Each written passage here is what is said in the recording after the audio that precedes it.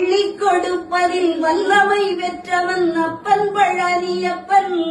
தினம் அச்சம் தவிர்ப்பவன் ஆறுதல் சொல்பவன் அப்பன் பழனியப்பன்.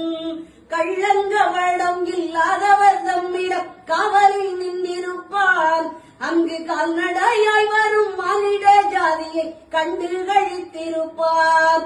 துள்ளி வரும்படி வெளுக்கு மேலொரு ஜோதி பிழம்பும் உண்டோ?